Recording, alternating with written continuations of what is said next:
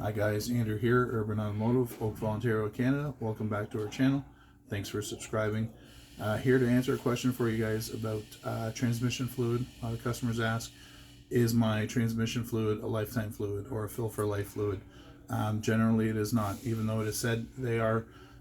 Like any other fluid out there in the world, they will break down over time, collect some moisture as the parts wear within the transmission.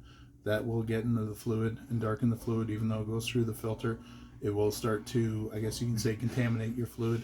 Through our friends here at Valvoline, we have quite a line of transmission fluids to suit your needs.